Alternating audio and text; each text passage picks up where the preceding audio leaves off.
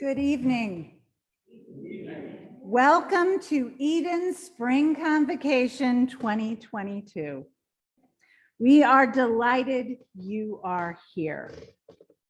I am Deb Kraus, president of Eden Seminary, and on behalf of the faculty, staff, students, and trustees, I am delighted to welcome you to this celebration of Eden alumni and Eden programming in service of the church and the progressive Christian movement. This year, we are excited to lift up the scholarship and teaching of mission and peace at Eden Seminary. In the legacy of Alan and Dottie Miller, who taught here and were members of this community, and in the vision of Reverend Dr. Damayanti Niles, professor of constructive theology at Eden, who was installed just this past fall as the Alan and Dottie Miller Professor of Mission and Peace. The programming for this convocation is inspired by the Millers and by Dr. Niles and her colleagues to open a space to reflect theologically on embracing religious pluralism and decolonizing the violent legacies and present formations of Christian faith and practice. We look forward to the forum tonight, and tomorrow morning, we will engage with experts from around the country and around the world on this topic. Tonight is our first convocation gathering in person and online. We're so glad you're with us online. Since 2019, that is 3 long years. And over those years, we give thanks for how we have been blessed to build capacity to become a blended community of learning and faith. Now gathering here in the Worley Chapel together and online via Zoom and Facebook Live across the country and around the world. With thanks to God, we rejoice that we are Eden everywhere we are. As is our spring convocation tradition, in addition to rich theological dialogue, we, as Professor Grundy was preparing us, will worship. Tonight we open with worship, and tomorrow we close with worship, symbolizing how in the Easter, Passover, and Ramadan season, we are called to praise and rejoice in the God of all creation. Another tradition of Eden Convocation is to party and enjoy reunion. Prior to worship, just now, we celebrated the class of 1972 and their 50-year anniversary of graduation from the seminary. And following our session tonight, we will proceed from the Worley Chapel to the Schreyer Commons, where alumni and friends will celebrate being Eden together. Tomorrow, we rejoin for more sessions, more worship, more celebration of Eden's alumni through the Herbster event that concludes our celebration. This, my friends, is a veritable feast for the progressive Christian movement, and we are so glad you have joined us. Join with me in worship. Grace and peace to you in the name of the resurrected Christ, who was raised among the people and the divine creator and parent of all things, and the spirit of life and mystery that permeates the universe. It is our hope that you will feel welcome here. Whether you are in this room physically or connected by technology, whether you are in a certain faith tradition or in no faith tradition at all, whatever your culture and race, whatever your orientation, age, or differing abilities, whatever has happened you up until now, may this place be a place of grace and healing for you.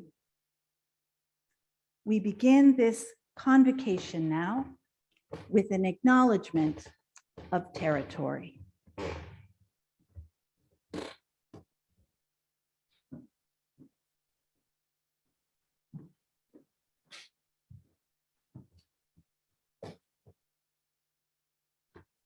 For thousands of years, First Nation people have walked on this land. Their relationship with the land remains at the center of their lives and spirituality.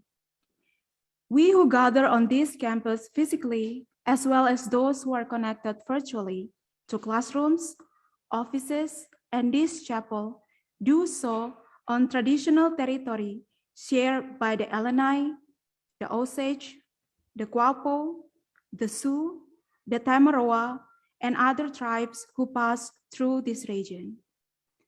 Those of us who are participating by video conference are welcome to share in the chat the names of tribes on whose traditional lands they reside as well.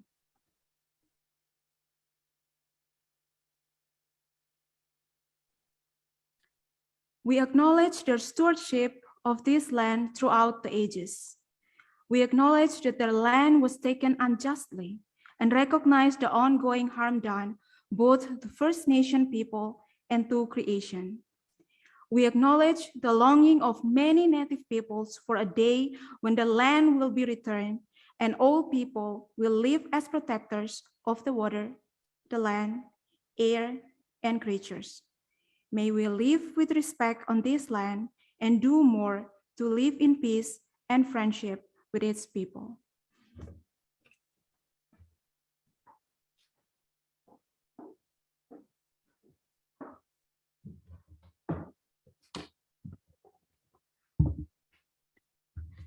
In the year 1534, when Martin Luther was still actively engaged in his reforming work, the French explorer Jacques Cartier sailed up the St. Lawrence River to a site where a Mohawk village, Asiaga, with some of his sailors, Cartier made his way to the top of a small mountain that dominates that city and gives it its present name, Montreal. And he caused a rude cross to be driven into the rocky soil at its summit.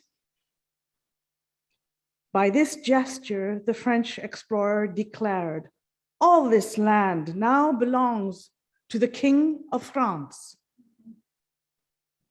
Had the indigenous people who were present on the occasion grasped the intent of the act or its future ramifications to their race, they would not have indulged the strange behavior of the newcomers. Cartier's cross, like so many other wandering European explorers, bespoke an ownership and a sovereignty from which even tolerance, to say nothing of love, was expunged. Today, we join in a conversation about Christianity and pluralism as we begin to remove that cross from the mountaintop, repenting of its use as an instrument of conquest, as a symbol of empire, and reclaim it as a sign of resistance, resurrection, and love in the face of colonization.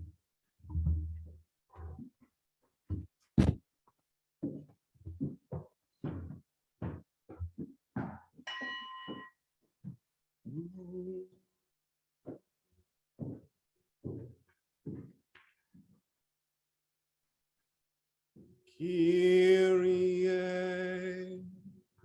Kyrie eleison.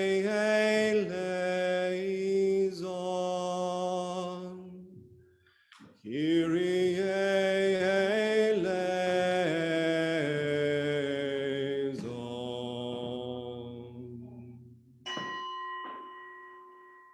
Kyrie,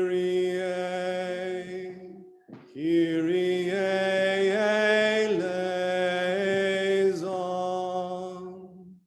Kyrie eleison. You're welcome to join us. Kyrie, Kyrie eleison.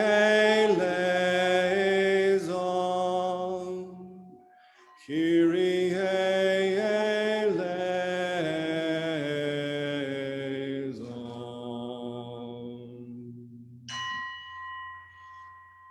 Kyrie, Kyrie eleison.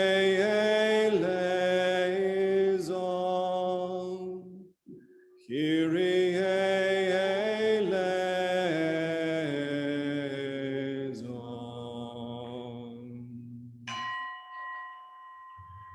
Kyrie, Kyrie eleison.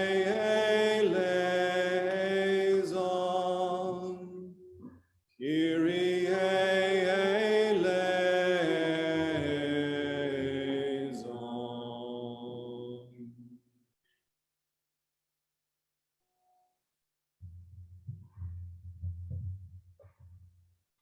It is because of the grace of God, made known to us in Jesus and celebrated during these great 50 days of Easter, that we can bear to confess our need for that grace. Please join me as we say aloud this prayer of confession. If you're with us online, we invite you to remain muted, but join with us in speaking aloud as we pray.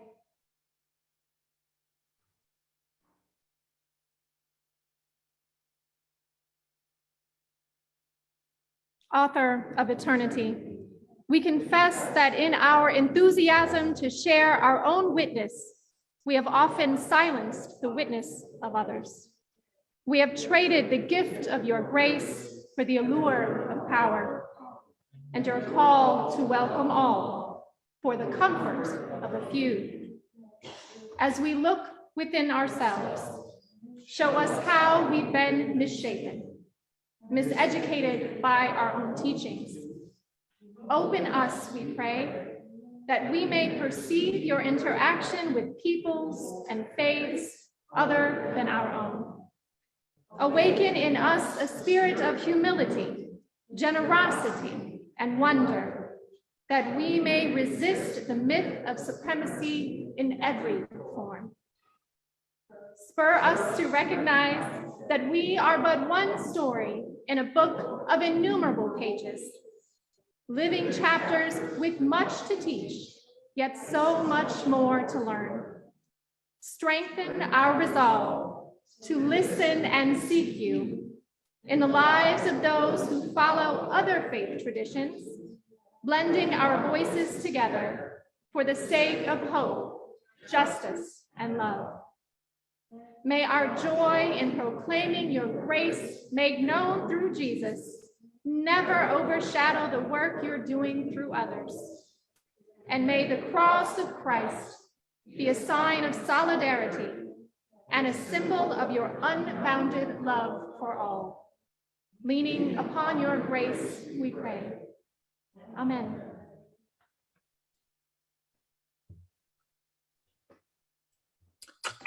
Hear this good news. It is the Divine One who resurrected Jesus among the people. It is the Holy One whose great love was and is stronger than human brokenness. It is the steadfast love of the Eternal One that continues to bear us up, to call us out into the beauty and suffering of the world, to open our hearts to the sacredness of others, and to draw us, at times gently and at times through hardship, into the sacred work of collaborating with people who are different from us in the repair of the world. Let us rejoice in that love, that calling, and the possibilities that continue to unfold.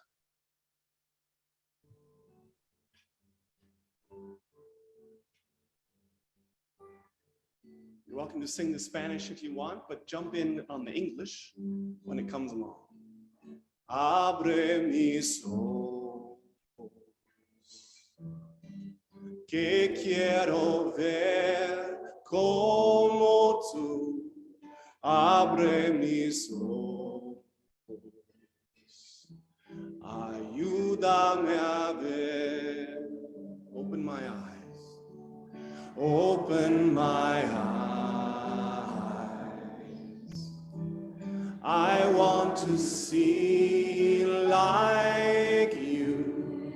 Open my eyes. Help me to see. Abre mis oídos, que quiero oír como tú. Abre mis oídos, ayúdame a oír. Open my ears, open my ears. I want to hear like you. Open my ears. Help me to hear. Abre mi corazón, que quiero amar como tú.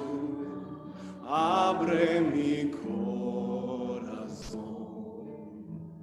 ayúdame a amar. Open my heart, open my heart. I want to love like you. Open my heart. Help me to love.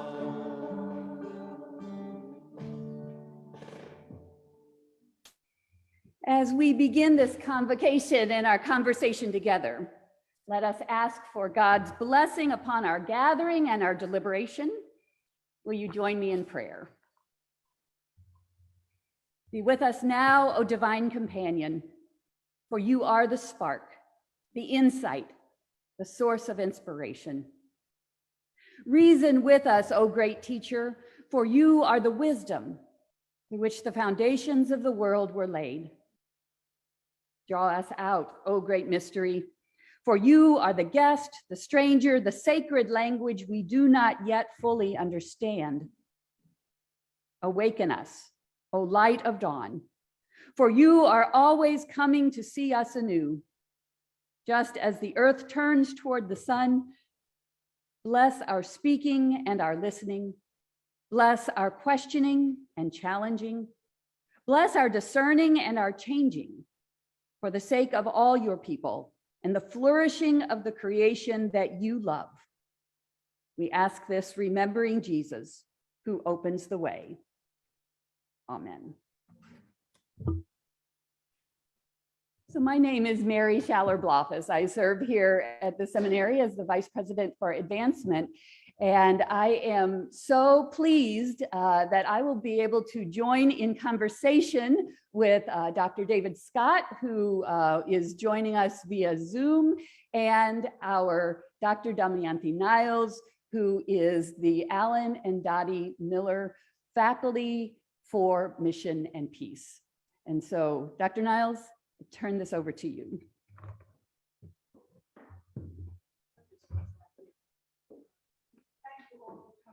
add my welcome to Dr. Blaufus and Dr. Kraus, and I thank Dr. Scott for being with us.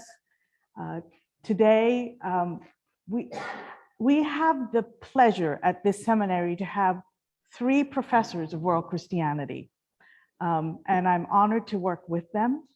And we want to have a little discussion about the chair in which I have the honor of sitting, and that is of Alan and Dottie Miller. They were a people before their time. When I came to Eden, I got to read about their work and got to know a bit. I didn't expect what I got, and I'm honored to sit in that chair. So let's start with a video about them, and then Dr. Scott, Dr. Blaufus, and myself will have a bit of a discussion about what we saw, and then maybe include you in a bit of a discussion as well.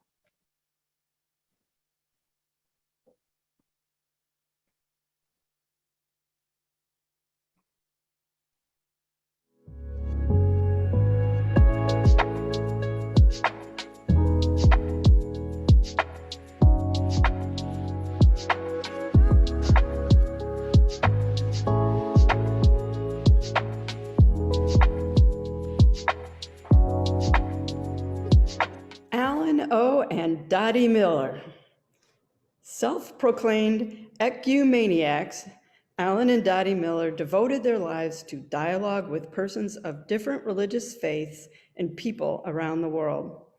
Through their travels, teachings, writing, leadership, and speaking, the Millers touched the lives of thousands of people in St. Louis and around the world, emphasizing the need to build bridges of understanding between faiths and cultures. When I think of mission in Eden Seminary, those are the 2 people I think of, Dot and Alan Miller. Dr. Alan Ott Miller was on the faculty at Eden Theological Seminary as professor of systematic theology and philosophy beginning in 1946 and retiring in 1978, but continuing to teach classes at Eden and other colleges in St. Louis. He was honored in 1996 for 50 years of teaching. Mrs. Dottie Iyer Miller served in leadership in multiple community, church, and interfaith organizations. Both Millers taught, wrote, traveled, and lived hospitality. They were a team, raising a family, studying together, comparing notes, and sharing in public presentations. Alan and Dottie, they just functioned so beautifully together as a couple. And I think once he was fully retired, it seemed like everything they did together. Many know Alan and Dottie Miller as part of their global family. At the time of his retirement from full-time teaching in 1978, Dr. Miller expressed this in his own words: "May I thank God for the gift of an insatiable love of wisdom, people, and travel, and for the sustaining grace of continuing good health, a loving wife and family, and a host of adopted academic children and grandchildren strategically placed around the world." A lot of people understand the importance of world mission, but they just had such a passion for it. In 1984, when a program fund at Eden was established in their name to celebrate their 50th wedding anniversary and to continue this legacy, their friend, O. Walter Wagner, exclaimed, "Just as Alan and Dottie set the ecumenical style for dialogue and genuine pluralism, so they set the mode for world mission. Their example and their fund call us to action, not rhetoric, to do justice, to love mercy, and to walk humbly with all the inhabitants of our global village." The legacy of Alan O. and Dottie Miller continues to guide and inspire. Alan and Dottie Miller were student-centered teachers.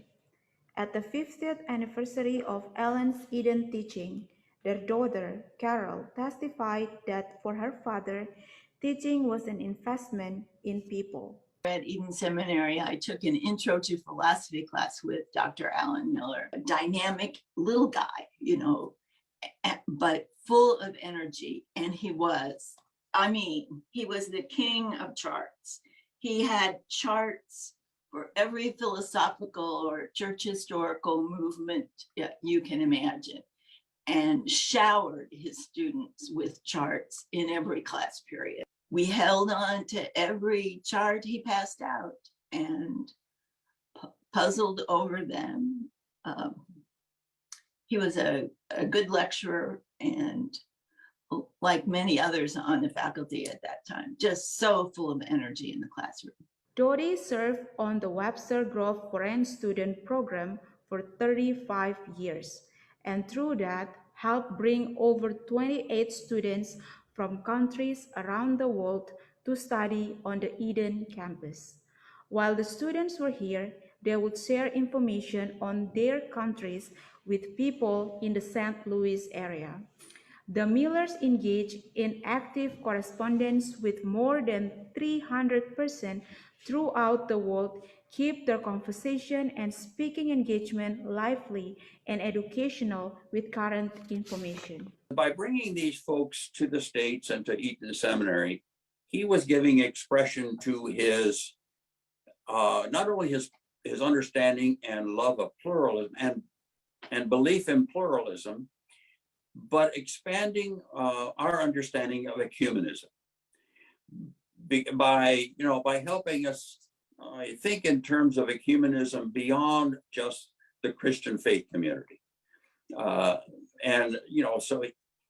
he just always impressed me as one who just was so incredibly open to the world. Their home was a global gathering space of hospitality and engagement. Daughter Carol gave thanks that she could hardly remember a dinner in her growing up years that there were not Eden students at the table, and no Thanksgiving that was not shared with students whose first language was not English. The Millers called their home in De Pere the treehouse. It was kind of maybe mid-century modern with big windows and a kind of airy feel, and they called it, and we called it, the treehouse. And it was just, the treehouse was open to students all the time. So their witness to peace and to justice was amazing to me. For Ellen and Dottie, academic work was reflection on experience. Ellen described his ministry as a three-legged stool: the classroom, the church, and the world.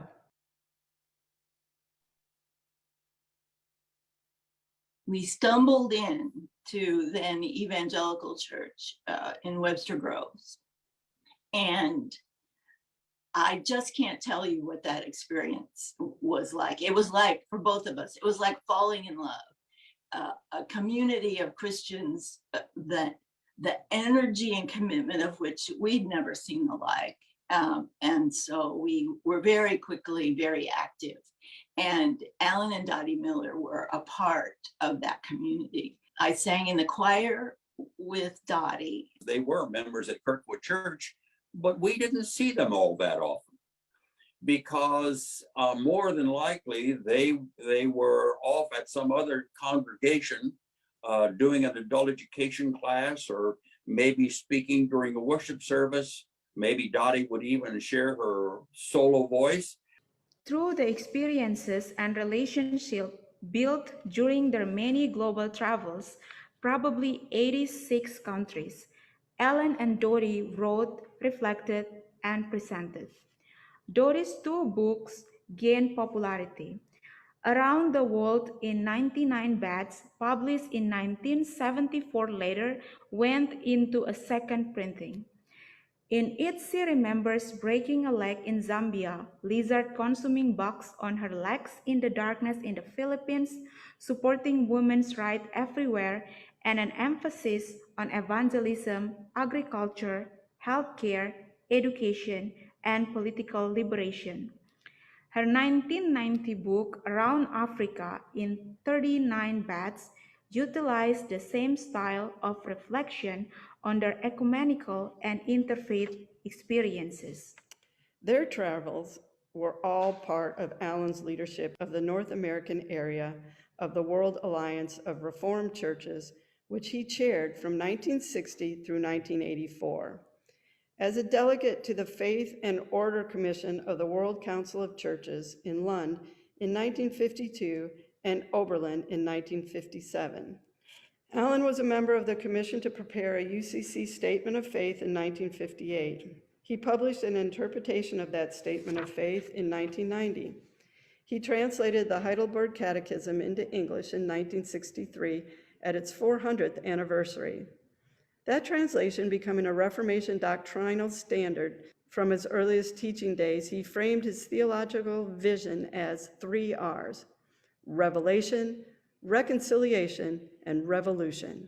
Several times, Ellen was tapped by the ecumenical community to edit or contribute writings to books that emerged from global ecumenical conversation. In 1970, he edited a series of papers collected in preparation for the Nairobi World Council of Churches Assembly. It was published as Reconciliation in Today's World, a World Alliance meeting in Nairobi.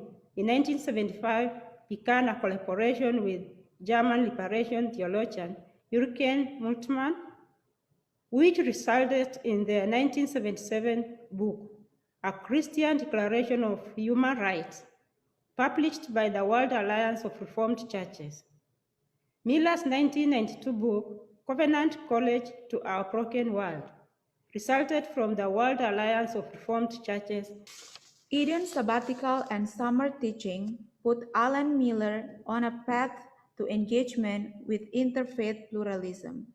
He taught and traveled in Southeast Asia, in the Soviet Union, Switzerland, East and West Germany, in the People's Republic of China, Cuba, Greece, Israel, Egypt, Nicaragua, and Japan. His concentration was on the 5 religio-political messianic movements rooted in the family of Abraham as Judaism, Christianity, Islam, liberal humanism, Marxian humanism. Alan Miller's teaching locations were self-consciously ecumenical and interfaith spaces.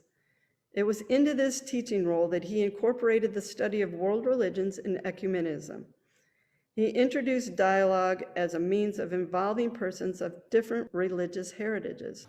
From seminary, small group, to the art museum when we were studying comparative religion, and it was a real treat to have him talking about these artifacts and cultures with his personal experience and knowledge, and the rest of us were inspired by his presence. When Houston Smith left the Department of Religion at Washington University to go to MIT in 1958, Dr. Miller was asked to carry on Smith's popular course, Religions East and West. The Metropolitan Church Federation of St. Louis named Allen 1962 Ecumenical Man of the Year for his support of human rights, civil liberties, and his ecumenical concerns and his peace efforts. Allen represented the United Church of Christ on the subsequent group called the Interfaith Clergy Council. Dr. Miller taught a Tillich seminar at Seminex following the split in the Lutheran seminaries in St. Louis. And in 1965, he began an association with Kenrick Seminary, a Catholic seminary in St. Louis, lecturing in Protestant theology and ecumenics. In 1976, Kendrick awarded him the Peter Richard Kendrick Award. Allen coordinated an academic symposium in 1983, which involved Protestant, Catholic, and Jewish participants. It was called Ecumenism, Recovering Unity in Difference, Covenanting Community in Variety. Dr. Miller's course at Webster University, introduced in 1980, was The Faith of Abraham, Christianity, Judaism, and Islam. The course was a team-taught cooperative effort with Rabbi Robert Jacobs of the St. Louis Rabbinical Association and head of the Jewish Center at Washington University, and with Dr. M. Wahid Rana, Imam of the St. Louis Muslim community. The goals of the Allen O. and Dottie Miller Professorship continue in this day, enabling Eden to be a resource for the community and the church for global, ecumenical, and interfaith commitments to flourish. The Miller's legacy encourages dialogue of Christians among each other and with other religious traditions, and the global engagement of faculty and students. They did so much to help many of us think outside of our small boxes that we had grown in. And, you know, if you didn't have an opportunity to travel a lot, it was harder to get out of that box. But Alan and Dottie helped us do that. The statement at the time the Miller Programming Fund was established rings true through the current endowed faculty chair. Alan and Dottie Miller won't live forever, but their spirits will, in the memories of the people they have met and loved, in the questions they have raised, and in the understanding they have helped to build among peoples of different faiths and cultures. Their lives of interfaith dialogue and building bridges will continue through the programming of the Miller Fund. St. Louis and the world will have benefited richly and continue to do so from the lives of these two very special people.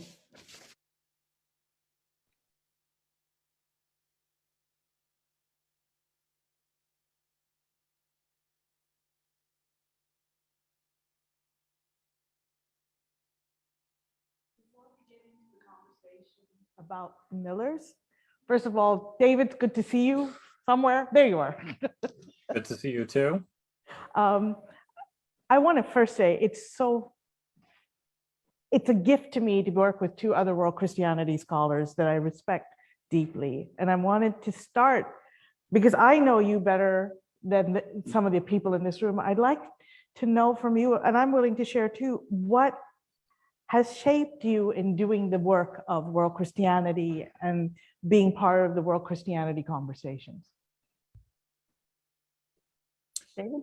You know, I heard in the video how much travel shaped Dottie and Alan, and I think that's true for me, and in particular, and relationships. I heard that too, and you know, long before I enrolled in a PhD program to study mission history and world Christianity, I was friends with an international student at my undergrad, Lawrence University, Kelly Hua, or Hua Xixia, and her father, she was from Malaysia. Her father is a Methodist pastor. Her uncle actually is Hua Young, who wrote Mangoes or Bananas, which is sort of a classic text in Asian theology. But I had the opportunity then to travel to Singapore and Malaysia with her. And I remember just being fascinated at the ethnic and religious diversity of Singapore and Malaysia, but how ethnicity and religion and economics and power were configured in very different ways than they are in the United States. So, you know, there were still all of these different elements of diversity and occasionally of tension within Singaporean and Malaysian societies that were similar sorts of elements as I had seen in US society, but configured in very different ways. And so that was fascinating. And so when I finally ended up in a PhD program, I ended up studying the history of Methodism in Southeast Asia, and in part because I had been just so intrigued at getting this different perspective on how those elements of difference could shape a society. I felt the same way. I lived in so many places and realized Christianity isn't the way one place sees it, which is why I'm always amused when people go with Christianity is this and Christianity does that. And you're like, okay, let's go with that for right now. But I must say COVID drove me crazy because I was stuck in one place for so long. I've told people if I have to be in a place for more than 4 months at a time, I start going cuckoo. I need to be able to see people from many places and many spaces so I don't get tricked into normativity. And like you, David, I am actually trained in missiology and world Christianity, and Eden hired me to teach constructive theology because they didn't know what they were doing at the time. Or maybe they did, who knows? But I think the way all three of us attend to the work is much more of, you are not alone and you are not right. You just have a position. And I think that changes the whole conversation. And so that language of travel. So I lived in Singapore for a large part of my younger life. And I've been in Malaysia, India, which is where so stories, crazy stories. Mary's husband was the one who took me for a tour around Bangalore, India first. So this relationship is pretty complex and fun. Yeah. What about you, Mary? Yeah, so the opportunity to get outside my bubble, and part of that was nurtured here when I was a student at Eden. So I'm an alum of Eden, and so during that time of study, I had the opportunity to study at the United Theological College in Bangalore, India. And that started my love affair with the United Theological College in Bangalore. And I got to not only study, but to be present and in solidarity with other students from all over the subcontinent of India. And so that kind of accompaniment at the United Theological College later, after I had finished my doctoral studies, I was able to go back as a Common Global Ministries missionary of the United Church of Christ and Christian Church Disciples to serve on the faculty there. And I can remember in particular accompanying some of the students then in their field education into some of their villages. And one particular Easter dinner where there was a sheet laid on the floor, and the family, and they invited me in to join in eating as the family gathered there. And so that is one of those stories that continues to shape me. Also, I was a student of Dr. Miller. He retired from full-time teaching in the late 70s and continued to teach a course. And so when I was a student here in the late 80s, I was one of his students. And he had a lot of charts. And I too, like Martha Robertson, just ate them up and learned the ecumenical language and the ecumenical structures, and just came to live them. And so years later, I was serving on the United Church of Christ national staff, and part of my responsibilities was to be the representative of the United Church of Christ at some of the staff meetings of the World Council of Churches. And we were sitting around in small groups, and I realized that even though I hadn't been in those particular circles with those particular people for decades, that because of that understanding of the ecumenical world, that I was now not only learning about ecumenism, but I had the opportunity to shape it. Yeah. And that was just a really powerful experience that I carry. I wanted us to kind of move a little bit into what you picked up from the videos. We've already done that. But when you started speaking about ecumenism, Mary, I remember, because I'm a geek like the two of you, I studied the word ecumenism, and okumenos means the cosmos. It means the entire cosmos. And we have changed it through empire into the League of Christian Nations, of Christian churches. So, and I remember when I first came to America, and I was in a sociology class, and we were asked if any of us came from interfaith families. And I went to St. Olaf College in Northfield, Minnesota, not that homogenous. It was not that international but most of the people put their hands up. And I said, wow. And they're like, yes, my mother is Methodist and my father is Lutheran. I'm like, I don't think that's what we mean by but ecumenical, we think this denomination and that, but truly, and the way they were doing their work was interfaith ecumenical, really talks about the people who believe in the world, different as they are, coming together. It's not about a League of Christian Churches. It's about something much more pluralistic and helpful in that way. And it was, I don't know if he meant it that way, but that's kind of what I picked up from it. which was very neat. And the piece on travel and the piece on hospitality and sharing, and because we live in a world of we march and we progress and we're going to fight injustice and we're going to change everything. Pluralism is a lot more complex than that. You're not righting wrongs. You're learning to figure out how to hear each other and yourself, I think. I'm not sure if the two of you would say it differently.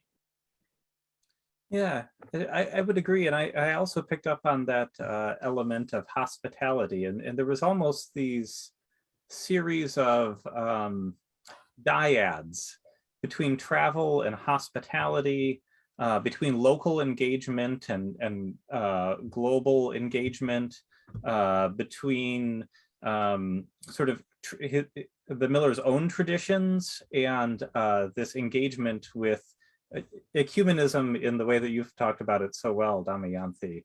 And so it was really interesting to see him hold together these different aspects so well. I mean, I don't think there are a lot of people that'll create a foundational document for one denomination while at the same time being engaged across denominations and across religious traditions.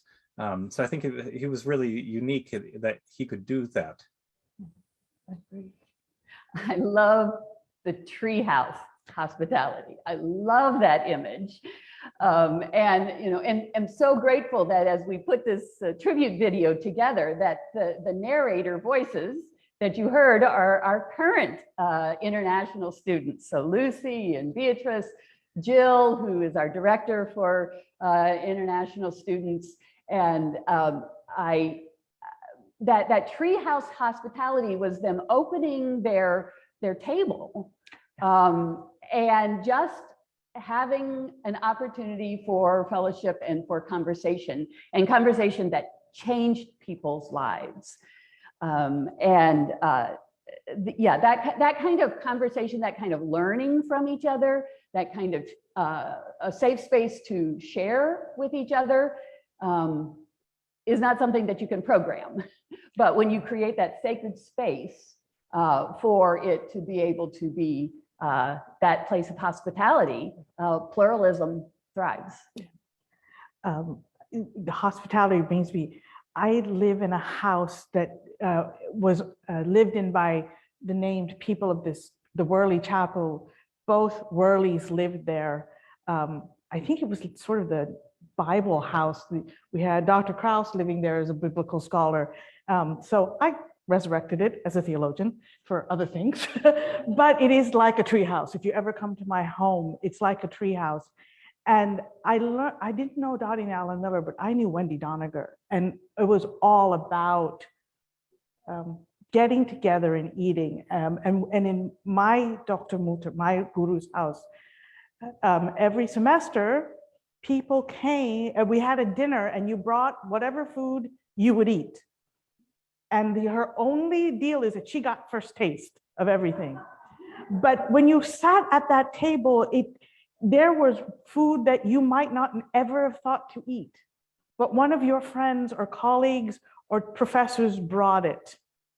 And for me, that was seminal in how I think of the world, the church, and interfaith. Eat the things that you think are dangerous. They might actually be delicious. And was for me. So it took us to a different space. And when the comment about being in Philippines and having lizards who were eating the mosquitoes on our legs, I'm like, that's real. That's what the real work is. So, I may not know exactly whether it's consubstantiation or transubstantiation, but I'm very grateful for the lizards that eat the mosquitoes that are biting me. I think that's where the heart of our theological work gets done. And I wouldn't be a theologian if I couldn't be a world Christianity person, because that's where the fun of it for me is, and how I've met the people that I've met and done the things that I've done. And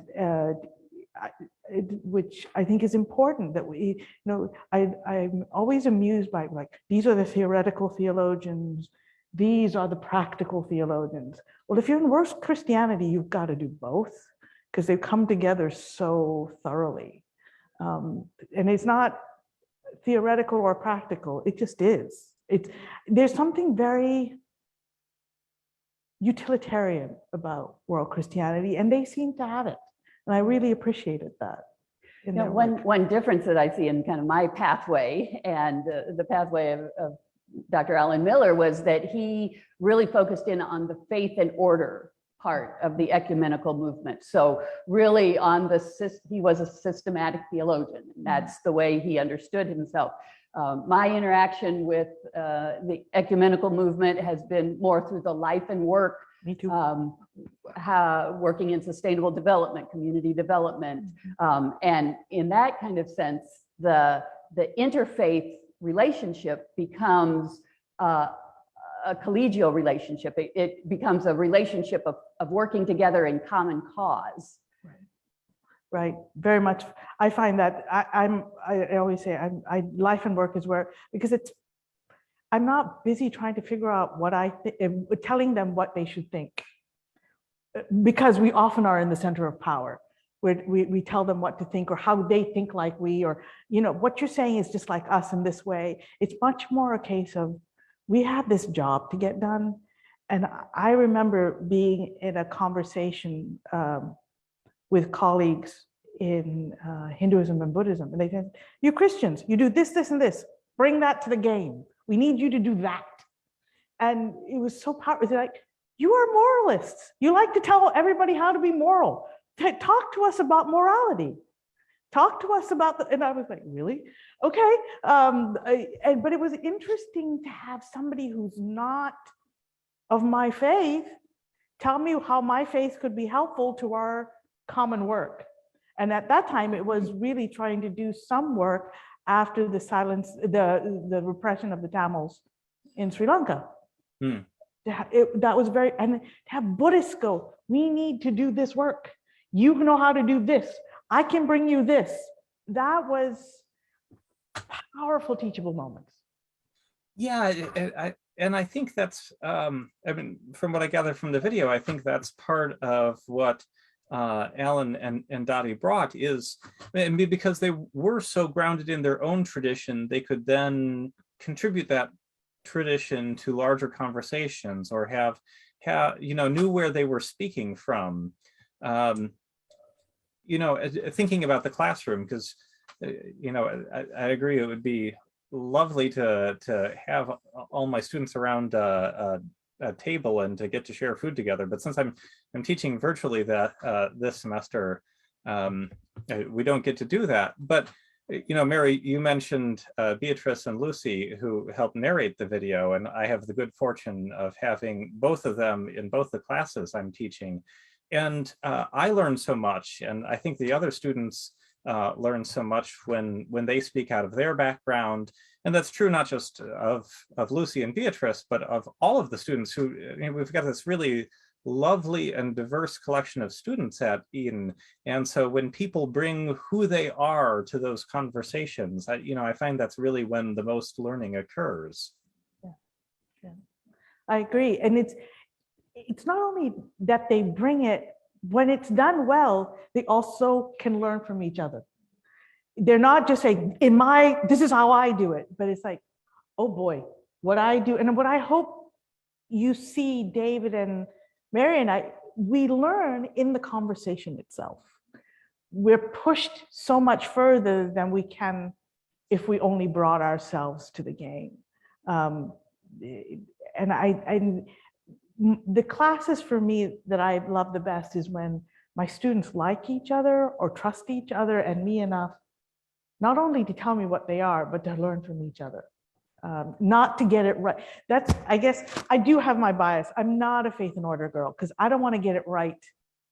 I want to get a good relationship going, and so I don't work well in this is how it's done right, because again, how it might be done right in St. Louis is not how it's done right in Madurai or in Kuala Lumpur.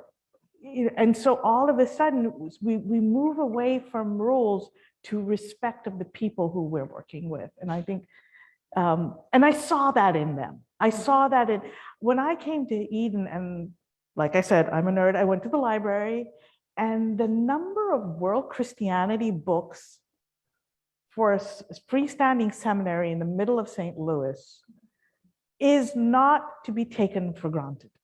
I was amazed. I thought when I came here, I'd have to get to the library at the University of Chicago to get the books I need. I could do most of my work from Emerson. Who knew? I'm so thankful to these amazing people who made that an important part of who they are. Well, and some of what I see in looking at what was part of the fund, the program fund of the Millers, and then that was the seed for the professorship, and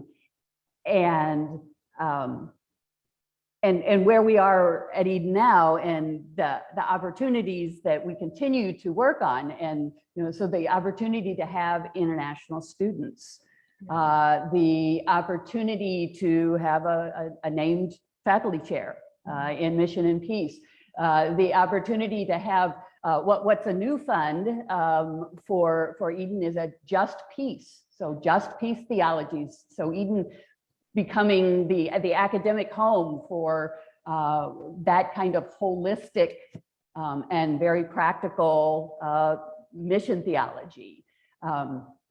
And the opportunity to have international travel seminars when we can travel again, when it is safe. The opportunity that as people connected with the seminary and churches, that we can travel and we can have that exposure. And all of these are part of our ongoing life together. I'm going to push both of you and myself a little bit. We have had a chance to sort of talk about them, what they bring to us now, but I want, because I know both of you are good enough, give me your imagination of what you think this kind of work will look like in the 22nd century. I'm going to trust that Dr. Krause will have a seminary for us to run in the 22nd century. What kind of imagination? We may not be here, but what would that look like? What does it mean to do Christianity and interfaith in the 23rd century? I hope. Go ahead, Mary. Go. David, go. Okay. I hope it includes, I mean, you were talking about the difference between faith and order and life and work.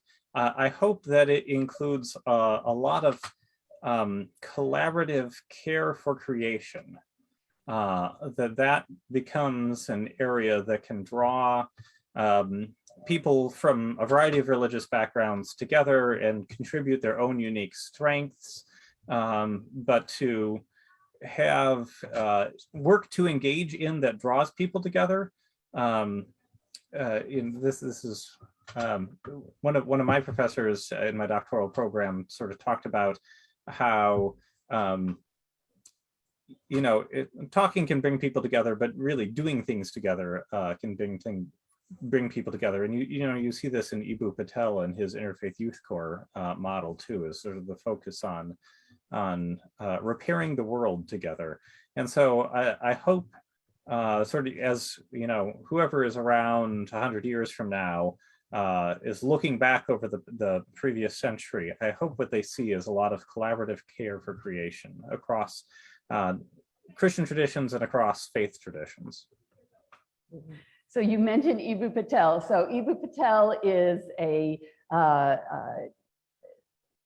Muslim of Indian origin, lives in Chicago, and has a couple of decades ago started an organization called the Interfaith Youth Corps. And I too am a huge fan. And I believe that he also pushes us as Christians into the next century. And I want to just back up to when I was on faculty at the United Theological College in Bangalore. The house that we lived in as a family was a faculty home on campus. And one of the former inhabitants of that house was Dr. Stanley Samarta. And Dr. Samarta was the first head of the interreligious dialogue department of the World Council of Churches when it was formed in the mid-20th century. And so as I would be reading and writing and listening, sometimes I could feel his presence in the walls. And in that kind of mid-20th century understanding of dialogue, and he would articulate that we need to have an empty table as we come to the table. We need to leave our baggage at the door. We need to be on common ground and talk together with no preconceived notions. Well, I would also have arguments with him because I was also team teaching with colleague Lasan Kima Pachua, who is of a minority tribe in India. And he would always remind us that in a minority position as a Christian, it is a much different posture than if you are in the majority tradition. And what he taught me was what I heard you saying a few minutes ago of we need to bring who we are to the table. We need to be open to listening to others and to learning from others, but we need to know who we are when we need to know our faith tradition. And I think this is so important for us as Christian faith communities, that we need to know our stories. We need to know our traditions. It's not enough to say to our children, you be whatever you want to be, if they don't have any idea of what that is, who we are. Yeah, I agree. The thing is, and I was very grateful for Dr. Grundy, who orchestrated the opening chapel. Being who you are as you slam across into the middle of the center of a mount and go, this is who I am. I'm not listening to any of you other fools. You know, Jesus it, God is it, and I know what resurrection is, does not leave you space to speak. But if you come saying, I don't know who I am, you bring a different kind of power. You require everybody else to do the work, right? When you come to a potluck and say, I'm just going to enjoy everybody else's food, but you don't bring your own food, you are taking an ominous space in the room. And that is the work that I've been in all my life, is how do I don't do interfaith work. I do, let's teach Christians how to do interfaith work, which are different things. I am a Christian theologian because I want Christians to stop being Christian only by sucking up all the oxygen in the room, right? If that's all you got, you've not got, my students have heard me say this, if heaven's all you got, you ain't got much. I will say on, if Jesus is all you got, you ain't got much. My Hindu friends can give you at least 7 more incarnations just out of Vishnu. We figured out that God can do something more than once, and does. And so I'm so grateful for the Jesus that allows me to see Krishna and Rama, right? But I'm also grateful for Buddha and Rama and those incarnations too. But I wouldn't know them if I didn't know Jesus first. And I read the Old Testament, then I read the Mahabharata, then I went back and read the Old Testament and I saw it with better eyes. But if I hadn't read the Old Testament, I wouldn't have understood the Mahabharata. But in turn, if I hadn't read the Mahabharata, I wouldn't really understand the Old Testament. I think, and I hope we graduate. I hope we become a seminary that can do that. I want to be the seminary that does that we are actually helping in the world and not either controlling it or stumbling around in it. I want us to be wider than we are. It's not enough just to lead churches and run hospital chaplaincies and, do even social justice work. We've got to do it bigger. I mean, if I won't be around in the 22nd century, but that was what I would imagine for the 22nd century. And I think there's a trajectory in that. David, I want to say I'm so excited about what you do with your class, that we're out of just Western church history, that church history now looks like the world. And I'm grateful. I'm so grateful for what you're doing. It makes a difference. Yeah, thank you. Yeah. And it's more fun to teach. Right? Uh-huh. So much more fun to teach. Yeah. I don't know if it's so much more fun to learn, and the students can tell me later, but it's so much more fun to teach that way. Shall we open it up for a wider conversation? Yes, let's. So what we want to do is more than question and answer, which is the word, I want the rest of you in the room and on chat to join our discussion. You've watched the three of us speak with each other. What have you learned? What would you add? How would you evolve the conversation more? The folks online, if you can pop things into chat, the nifty people at the back of the room with all the machines can let us know what you're saying. If there are people in the room who want to say something, Dr. Grundy's standing there with a mic and he can bring it towards you.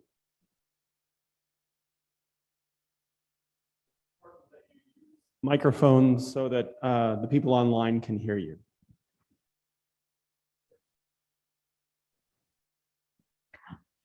Christopher, Question right in the here. chat? Right here, there's somebody. There's a question in the chat. Yeah, I see a question from Chris Chavez who says, how can we speak with each other without being self-righteous or judgmental about others' lack of spiritual enlightenment? I guess, and since I've read this question, I'll give my own. I mean, and I think this goes back a little bit to Damayanti, to what you were saying about, faith and order versus life and works. Life and works, and if you approach every conversation with the question of what is right as your first question, then you're probably going to be judgmental because you've established this, you're either correct or you're not correct. You're either right or you're not right. And so I think the first, I mean, you can get to a point in a dialogue once you've established trust and understanding where you can maybe ask that question.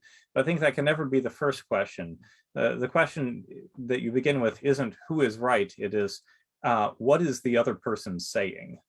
And you need to be able to understand the other person before you can then together ask the question of what is right. I would add, religion is not about right and wrong. It's about witness. So if you're witnessing, you're coming from what you have seen. The language of right, and so the word evangelism is the word of witness, not about bringing everybody into our filing cabinet, actually. And when you're witnessing, you don't know if you're right or wrong. You just know what you've seen. It's a very different position to take. And right is different than righteous. Right. Righteous is relationship, right relationship. I think I would name overall the theology that I try to articulate is accompaniment theology. And it's a walking alongside and being in solidarity, learning from each other, being in places of danger with each other. And that's a posture of relationship. Should we go on to the next question?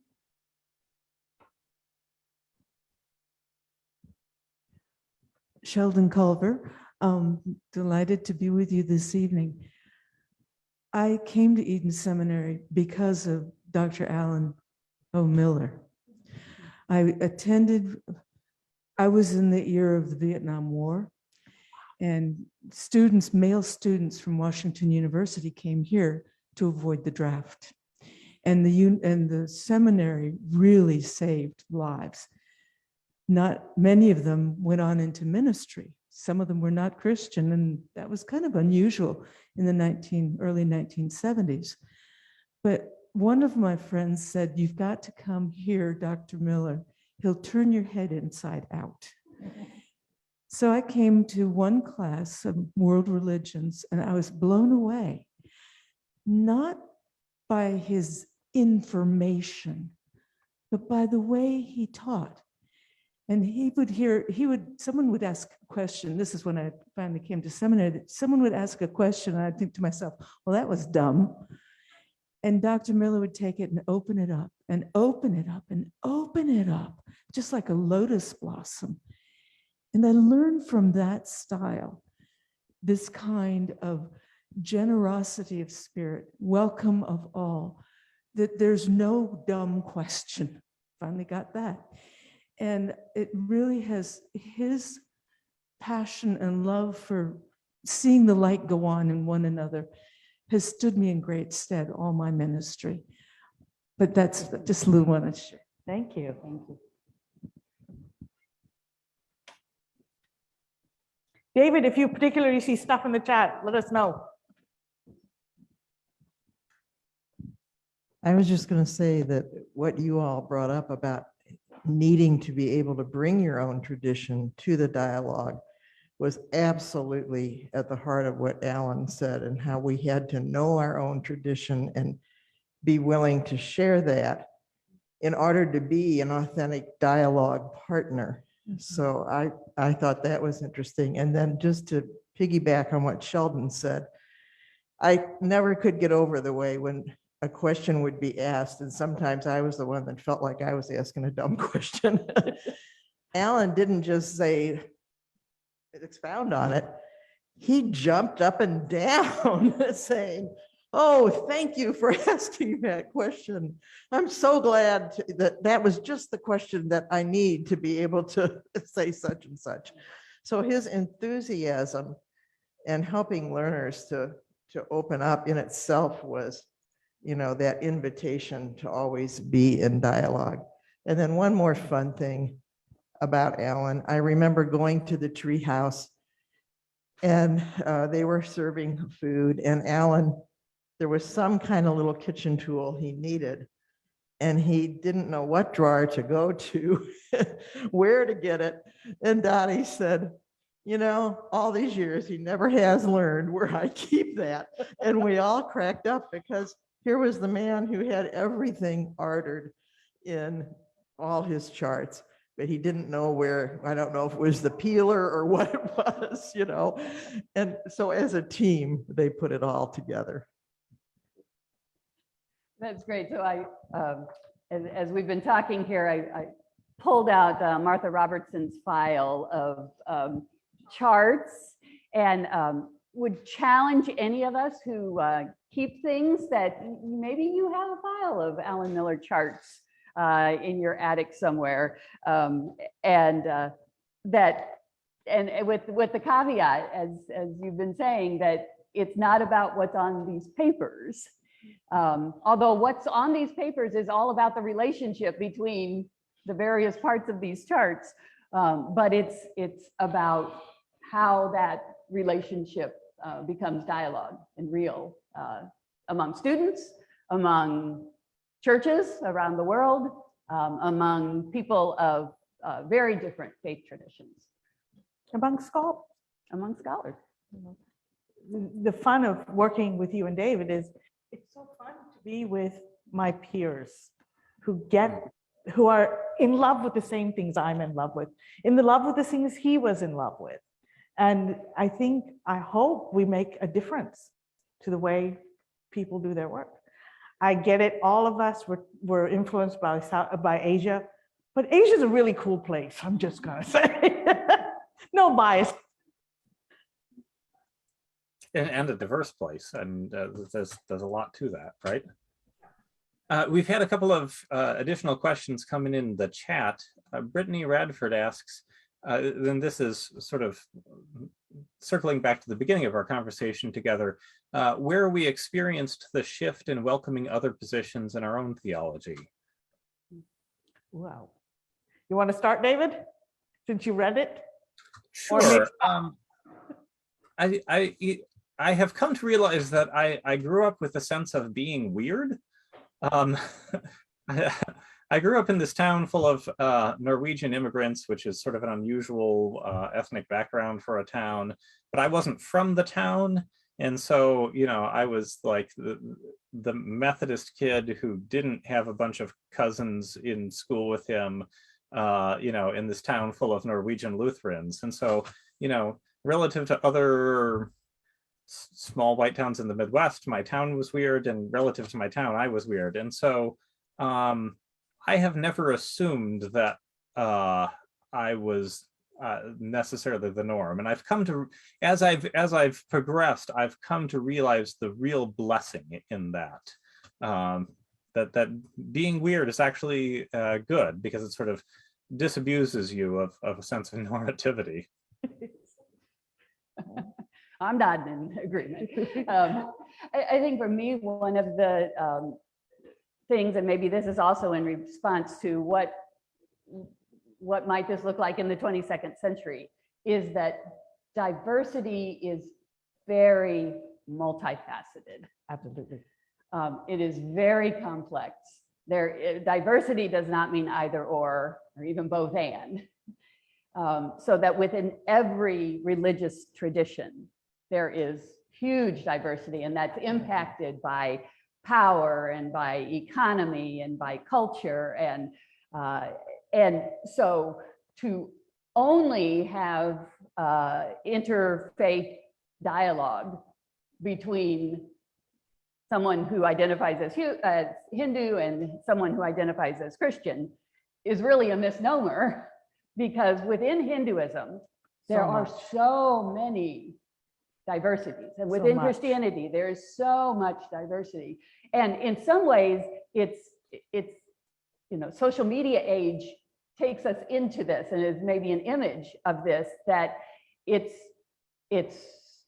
tiring to not be able to categorize who we are and where we're getting information and what conversations. And yet the generosity and the flourishing that we've been speaking of, in recognizing that there is this very deep complexity to all diversity, I think is authentic. Right. I would go with, I'm weird. I was born weird. And I'm a Christian in a culture that was many other things. And I was taught theology by Asian theologians. I didn't know Westerners did theology until I came to the States and went to Princeton, then came here, and I'm like, oh boy. I was very grateful for my time in Chicago, because I felt less weird. I like that because it keeps me humble in the best way, because I have to always think about what I'm doing in relationship to whom I am speaking at all times. And I'm grateful for that unevenness of ground on which to stand, because the work we do is not about making sense of it, it's but feeling it through. I think what we do in theology is to give words to emotions and relationships and connections, and oh, that word, spirit. It will never make sense in our heads, but our heads are kind of like, oh, that happened, and that happened, oh my God, that happened. That's the richness of the work we do. And it's when we figured it out, and my students who've had me before, it's like, in constructive, have you not heard me say, if you can figure out your system, you failed my class? Because it's not about getting it right in your head, it's about feeling it in your heart. And that makes the difference. And once I let go sometimes of trying to get it right, then I could live in the work. And the work is fun, I think. But David, I'm so glad somebody else had to go through a Norwegian Lutheran life who isn't Norwegian Lutheran. Yeah, and your stories about St. Olaf resonate with me. They do. We've had an affirmation or a contribution and a question come in. Paul Vasily says, "Thank you for the invitation into deeper complexity. It is that complexity that births humility and wonder. I hope the seminary of the 22nd century is relentlessly curious and standing on the holy ground of what is yet to be known and discovered." Yeah. And then Josh Eves asks, "Sounds like sometimes in order to learn, you need to know what questions to ask, and that's hard to do without having a difference to respond to. What are some favorite ways you've found to engage to help you discover or uncover your theology? Or what are some good ways to find healthy challenges amongst the others?" Jazz. Jazz, because jazz doesn't follow rules, but it has lots of emotion and it has lots of ways. And you're always having to connect. A friend and colleague of mine who's like, "I'm not doing convocation with good lectures and outline notes. We're just going to play off of each other." He goes, "Then trust them. Just trust them and it'll work." And I think theology is like jazz in that way. And I find aesthetics, that when you go to the aesthetics, you go to music, you go to art, you go to food. For all of you foodies in the room, if you can learn to eat, here is my self-righteous. If you can't enjoy food, what's the point? Because you feel it all the way through. And if you can eat a good curry, life is good. Dieter Weisbaker. Life is good. I think for me, some of the questions arise when I'm working alongside someone else. So this is another reason why Bill is one of the people that I go to, because he sets up opportunities for youth to be in service with each other, or in times when I've been involved in advocacy. And there's a common context in which we are each bringing our own selves. And that common context, that injustice, that gap, that inequality is what raises the questions for which we can then bring our own faith traditions into conversation with each other. And I'd add to that bit of raising the questions. I think just cultivating curiosity. So when you're working alongside someone else and you notice that they do something that's different or have rituals or beliefs that are different than yours, being curious about why that is, or when you notice yourself responding in a certain way to encountering difference, being curious about why that is. And I think curiosity is a little bit of a disposition, but I think it's also something that can be cultivated and practiced. So cultivating curiosity is part of how we do that work, I think. I kind of watch time. We're close. I think we have time for one more comment or question, if there are any.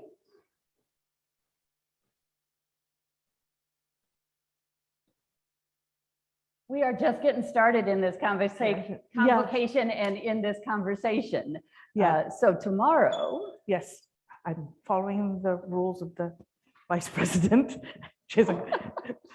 And yes, today, first of all, I want to say my two colleagues work here. This is not, we didn't just bring them in. We co-opted them a while ago. And I want you to remember what wisdom they bring into this room, and to call, I hope they will not only teach, but be part of this community, this hybrid community for much time to come. And I'm grateful for who they are and how they make me a better teacher. So thank you both to Mary and David for that. That is a gift that I cannot even begin to say thank you enough for. And this conversation is only beginning. Tomorrow, I'm going to bring a different group of friends into the room, Asian scholars, Asian American scholars who are experts. No, I'm going to say it this way. They're virtuosos an interfaith conversation. They have been shaped by different. It affects the way they talk, they teach, and have their being. One is coming in from the Philippines. Two are living on the West Coast. One at Fuller, one up in Berkeley. Amos Young and Judith Berling. Eliezer Fernandez is coming in from the Philippines. And from the East Coast, Christine Hong will be joining us. And we're going to press this conversation further in new ways, really around interfaith and what it does for us. Not because it makes us good or righteous or what we ought to do, but it's what makes it fun. Do this work not to be good. Do it because it's a joy, you know? And if it's not a joy, don't do it. Don't do it. Do something else. I just happen to think it's wonderful. It's what works for us now. Thank you all. I think there's a reception now in the Commons, correct? Correct. So Everyone is invited. And I believe they can also Zoom you in so you can watch the rest of us eat. And for all of the people who joined by Zoom, I saw my sister up there. I'm very pleased. But my sister showed up, and my niece. Yes, that was rock. So all of you, please join us. And I hope I will see many of you tomorrow as we continue. Thank you.